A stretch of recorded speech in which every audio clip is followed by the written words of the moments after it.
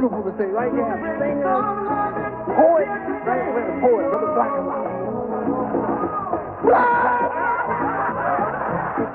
Richard Pryor playing himself in lighter moments of his life story that wind up with him becoming a suicidal drug addict. The film is called JoJo Dancer, Your Life is Calling, and it is one of 4 new movies we'll be reviewing this week on At the Movies, the movie review program. Richard Pryor tells all about his career and how it nearly killed him.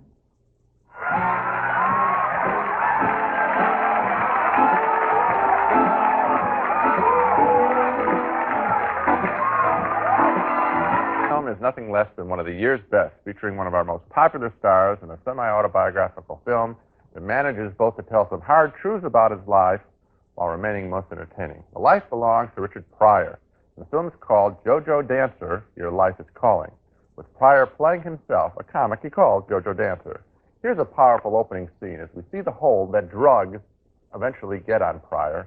In this scene, he's torn between looking for cocaine crystals on his carpet of his home and then throwing away his drug habit for good. He is really torn up in here.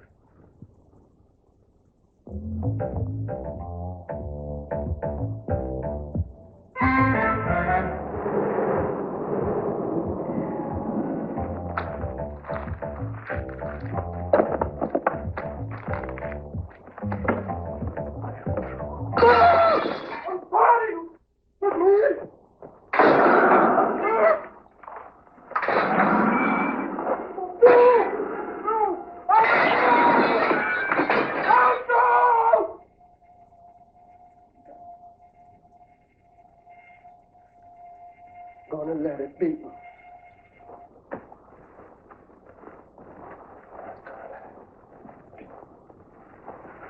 I ain't gonna get me.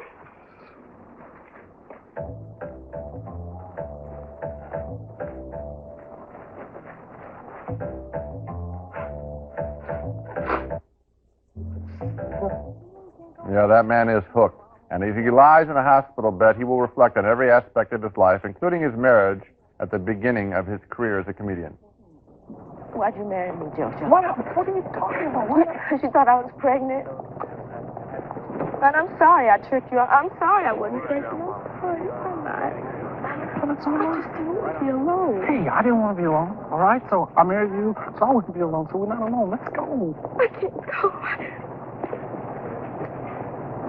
You're not gonna go? No, baby.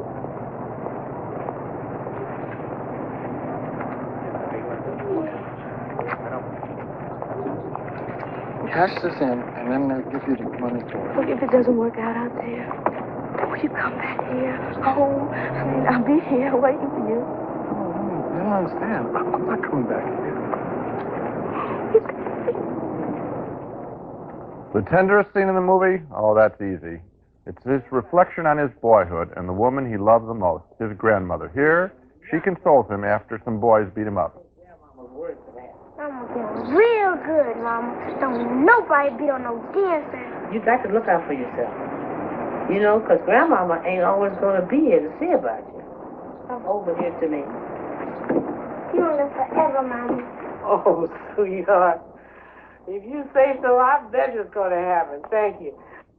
That's a powerful scene, and that was Carmen McRae in a wonderful bit of casting and a terrific performance as Pryor's grandmother, who really did operate a bawdy house in Peoria, Illinois. Another bit of good casting is Billy Eckstein, faces we just don't get to see much anymore. Billy Eckstein plays the MC of the nightclub where Pryor works, and he's also the guy who gives Pryor his first pills to help him with his act. Unfortunately, it hurts him with his life. What we haven't shown you are the comedy routines in this movie, but Pryor plays that down in the film, I think because he knows that we all know just how funny he is, and he sure is hilarious doing a strip number in this picture. You must see this to believe it. I mean, Richard Pryor playing a woman stripping, and we really think for a second it might be a woman up there. What's special here, though, is the head-on way he treats his drug addiction and his redemption. Drugs kill. They can kill the biggest star with all the money and all the talent and all the brains in the world.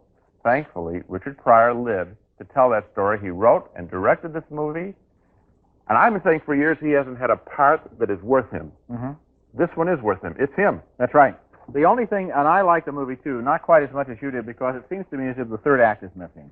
We have the childhood all filled with Beautiful. nostalgia, with color, with excitement, with the memory of the experiences that he went through. We have the rise to stardom and the terrible descent into drug addiction. What we don't really have is the redemption. You said it's there, but I don't know. I would like to see more of the process by which Richard Pryor was able to pull himself back from the brink that accident represented. I'll say this. I could watch, at this level of storytelling, this level of candor and honesty of a Hollywood figure about himself, which we never get in the movies. That's right. I could watch this for 6 hours. I mean, I understand that there may be a sequel to this then film, I will and I would like to see it because I would like to know the rest of the story. What's here? I'll talk about that. As an actor, as a director, as a writer, Richard Pryor is at the top of his form in this movie, and it is really good. The only feeling I had at the end was a sense of incompleteness. The film kind of ends with that. The film ends with that monologue on stage that doesn't really seem to tell the whole story. I would like a little bit more of how he came back from that brink. Well, I think I know how he did it. I think it suggested that he eventually somehow got his life together and stopped. I didn't think I needed it spelled out. I put this in a class with all that jazz, the Bob Fosse confessional autobiography about his workaholism. Here is Pryor on drug addiction, and I think he does it spectacularly. I agree on Richard Pryor's autobiography, JoJo Dancer, Your Life is Calling. Gene thinks it's courageous, honest, and funny. I wanted more on Pryor's recovery process, but still 2 thumbs up. My message is see the Richard Pryor movie.